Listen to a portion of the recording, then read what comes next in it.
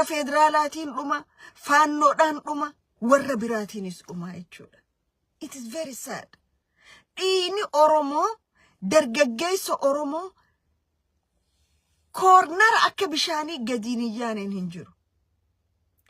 Warra dhiiga Oromoo yoo arke deeqifatu jira jechuudha quufa keessa.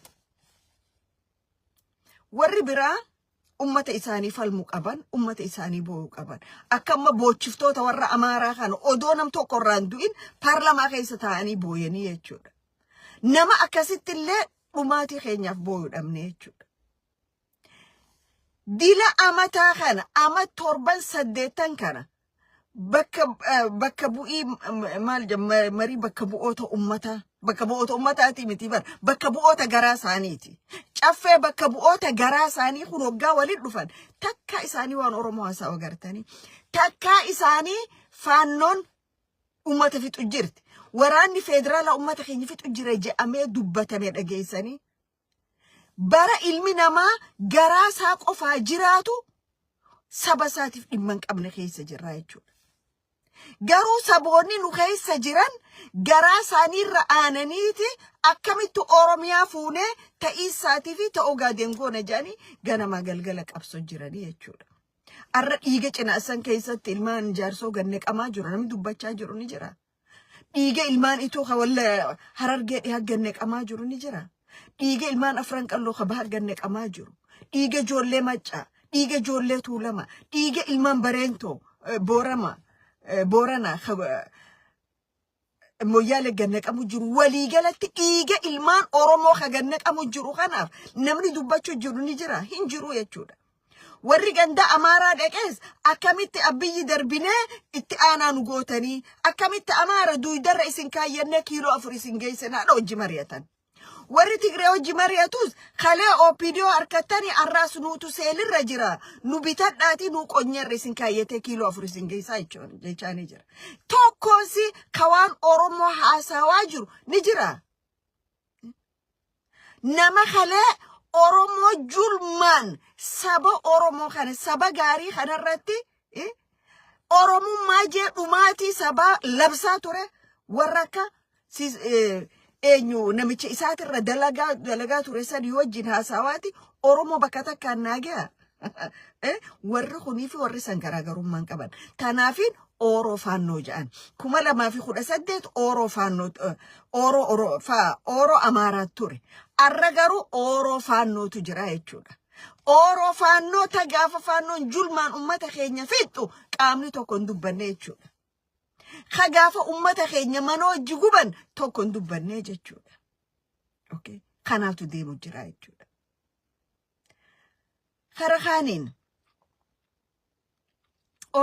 Oromoon tun cufti obboleeyyan ni cufti. Nu cufti obboleeyyani. Nu cufti harka bitaa harka mirgaati waliif. Biyya takka waliin qabna, aadaa takka waliin qabna, seenaa takka waliin qabna, dhiiga tokko waliin qabnaas jechuudha. Sabni tokko ka waliin jiru waa hedduurra waliin morma jechuudha. Mormee waan irra walii gala irra walii ta'a. Garuu saba tokko ka walii dhale, ka waliin jiraatu, hegerees waliin jiraatu, kalees waliin jiraachaa ture jidduutti hammeenya akka sabaatti facaasuun gaariidhaa miti. Maaliif wanni kanaa kun hoggaa hedduu gaaga'amaaf nama saaxilaa jechuu barbaadeeti. Lola Soomaaliyaa yoo fudhanne gosa lama jidduu ka'ee jechuudha. Marrehaanii fi eenyu hawwiyyaadha jechuudha. Ummata ollaa keenyaa waa hedduu waliin dhiyaannu jechuudha. Lola Suudaan yoo fudhattan, lola Yaman yoo fudhattan jechuudha. Tanaaf mallattooleen amma deemu jiru kun gaarii miti. Ummanni Oromoodhaa waan takka hoggaa mallattoo isaa agartan daftanii dhaamsuutu isinirra jiraata. Amantiin Islaamaa hangaan an beekutti nagaya labsaayetti. Jechi Islaama jiru kun jecha nagayaati jedhanii nu barsiisan ittiin duru. Al-Islaam huwa salaam. islaamummaa jechuun salaam jechuun nagee jechuudha. Garuu wanni amma arkaa jirru abalu parsantii hanganaan na keessa jira, abalu parsantii hangasiisi keessa jira jechi jiru kun very dangerous word. Jecha gaaga'ama guddaa qabu jechuudha. Arra parsantii hanganaan na keessa jiru ganjoo Oromoon baha Oromiyaatii ka'ee dhiha Oromiyaa yoo jiraate lafa isaati. Kibbaa ka'ee kaaba yoo dhaqe lafa isaati. Jiddugalaa ka'ee kibba baha yoo dhaqe lafa Oromooti. Lafa isaati. Lafa Oromoo ummanni Oromoo irra jiraatu jedha. Garuu arra namni hayyuudha jedhamu nama lama kawallole araarsa jedhamu nama fakkii bakka bu'aa amantiiti jedhamu fuula lola labsuun fuula sochiinsaa sochii lola seenu fakkaatuun Harargee parsantii 45tu Arsii keessa jira. Arsii parsantii 15tu Harargee keessa jira. Harargee sodaattanii durriyoota Harargee sheekha keenya sirraan eegamu wanni akkasii. Sheekni nama lama kawallole araarsa. Nama lama kawal jibbe jiddu araara jaalala fida. Arra silaa dalagaan teessan rakkoo Oromiyaa keessa dhiiga gannequ jirtu tanaaf furmaata kan nuudha ture.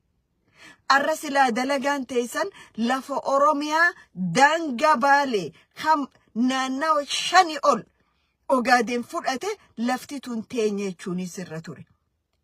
Dhaamsi ati qabdu dhaamsa summii if keessaa qabu. Dhaamsa saba tokko badii dhaggeessuudha. Dhaamsa akkanaarraa yoo dhaabbattan isiniif gaariidha. Naannawni cufti akka hayyuu qabu durriyyee qaba. Akka sheekha qabutti sheexaanas qaba. Naannawni Oromiyaa Harargeen naannaw Oromoo kaanii waan itti addatee hin qabu. Naannaw Oromooti jechuun lafa Oromooti. Gabbuutee sadarkaa sanitti dubbachuun xiqqeenya kee yoo madaalchise malee hayyummaa kee hin garsiisuu jechuudha.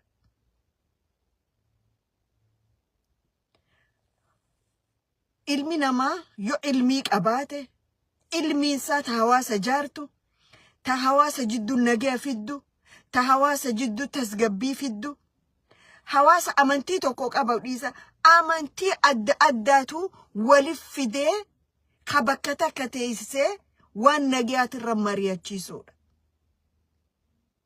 Sheektichi kun waa lama yookaan ergama mootummaan ifiisaatii jechuu dadhabee gabbaasee je'een takka. Ergama shororkeessitoonni gaafa Afrikaa itti biyyoota diigaa jiran yoo qabaatee deemmatee 2. Ergama sabni lafa Oromoo saamu jiru diigu jiru ergatan yoo tahee ala ergaan isaatuun ergaa Oromooti miti. Gabaabumatti namni kun Arsiis bakka hin bu'u. Arsiin anafaadha. Hayyoota Arsii miliyoonan beeyna, 1000 beeyna. Arsiin Harargeedhaaf ilaalcha kanaatis hin qabu, jibbanna kanaatis hin qabu.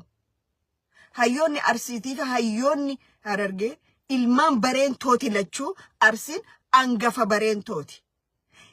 Hamtuu fi toltuttis warra waliin ture, gaafa dirree dhiiraatis warra waliin wareegamee jechuudha.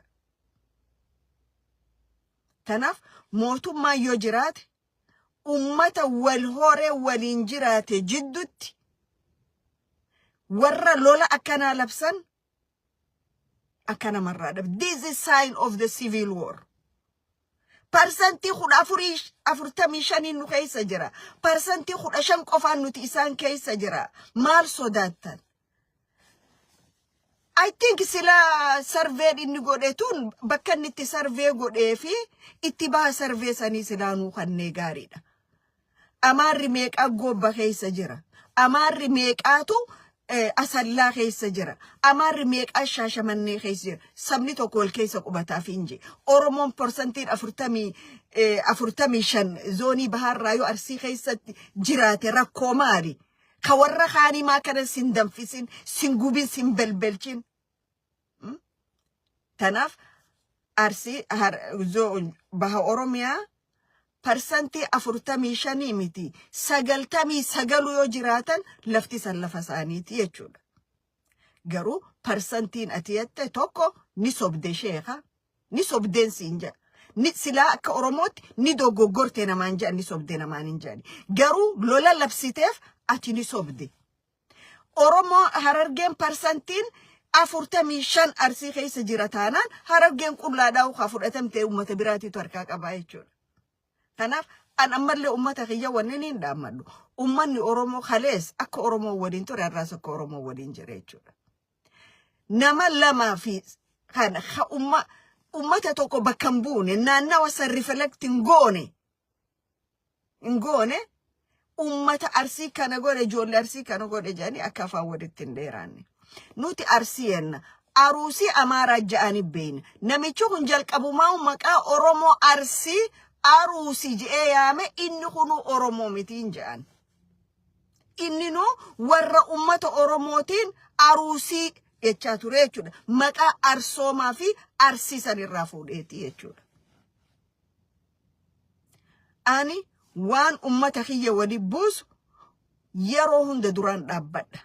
Waan ummata kiyya duwiddaa garaa godhu duraan dhaabbadha. Waan saba kiyyaa fi biyya tiyyarra gaaga'ama fidu lubbuu tiyyarratti yoo gaaga'ama fideen irra filadhaa jechuudha.